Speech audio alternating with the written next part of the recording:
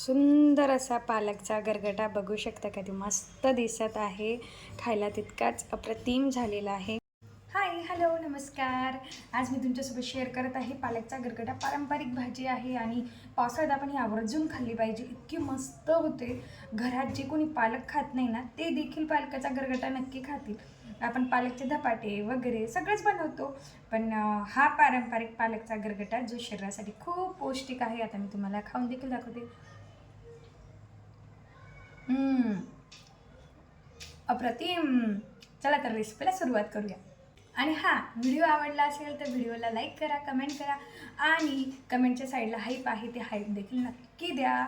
चला तर सुरुवात करूया. पालक बघा अशी स्वच्छ बारीक चिरून अगोदर धुवून घ्यायची आहे.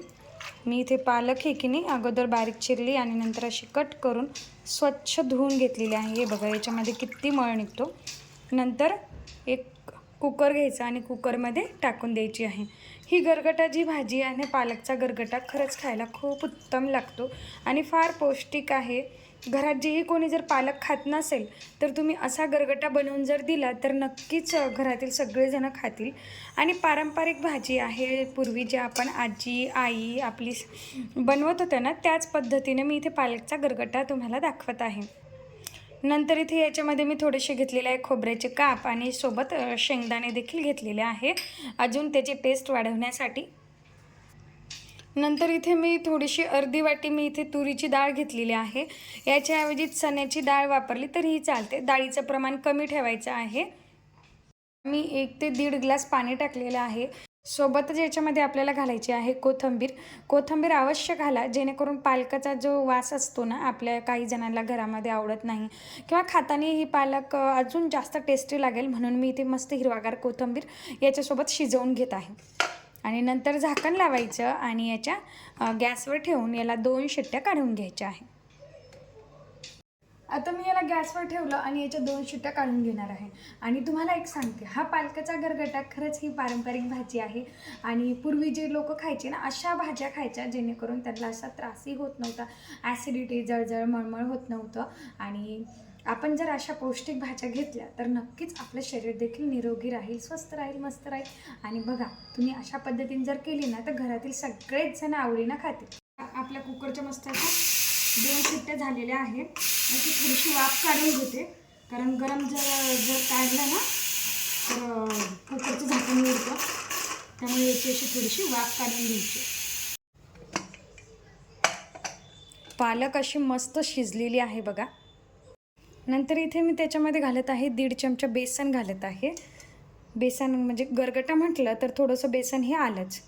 नंतर आपल्या इथं थोडंसं गरम याच्यामध्ये बेसन टाकायचं, म्हणजे त्या बेसनचा उग्र वास येत नाही आणि बेसन थोडंसं हे होतं. आता याला एक स्मॅशर घ्यायचं आणि स्मॅशरच्या सहाय्याने मस्त असं स्मॅश करायचं. म्हणजे काय ना, पालक बी चांगली स्मॅश होते आणि सगळं आपलं जे बेसन टाकलं ते सुद्धा गरम वाफेमध्ये मस्त स्मॅश होतं.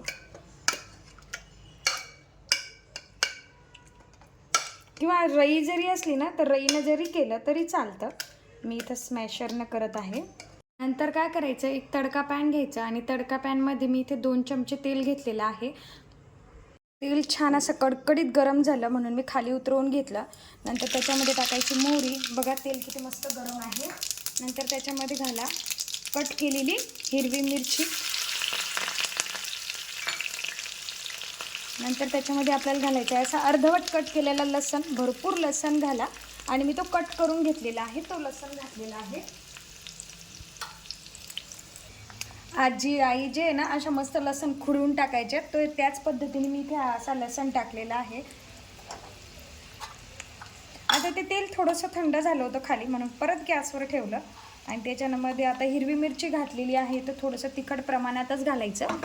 जर तुम्ही जास्त तिखट खात असाल ना तर तिखट वाढवा याच्यामध्ये. हे बघा, आता हे ना असं मस्त अर्धवट भाजलेलं आहे. त्याच्यामध्ये टाकायचं आपल्याला लाल तिखट, थोडीशी हळद. आता हा तडका मस्त असा हलवून घ्या. वाटलंच आता गॅस बंद करा, कारण आपलं जळून जाईल ते. नंतर मी बंद केलं. तुम्ही आवडत असेल तर तुम्ही मसाले देखील घातले तरी चालतात. मी इथे मसाले अजिबात नाही घातले कुठलेच. आता आपण जो हा गरगटा बनवला होता त्याच्यामध्ये हा तडका टाकून द्यायचा आहे. नंतर घालायचं इथे चवीपुरतं मीठ. नंतर मी याला गॅसवर ठेवलं 1-5 मिनटं, फक्त काहीतरी नॉर्मल गरम करून घ्यायचं. बाकी आपला गरगटा मस्त असा तयार झालेला आहे, बघू शकता. असा थोडंसं गरम करून घ्यायचं की आपला इथे पालकचा गरगटा तयार होतो. किती सुंदर दिसत आहे. नंतर मी इथे थोडासा भात घेतला आणि भातासोबत सर्व केलेला आहे एकदम मस्त असा पालकचा गरगटा. बघू शकता किती सुंदर दिसत आहे. खायला तितकाच अप्रतिम झालेला आहे. घरात जी कोणी पालक भाजी वगैरे खात नसेल तर तुम्ही त्यांना असा गरगटा बनवून द्या, नक्कीच घरातील सगळेजण खाणार.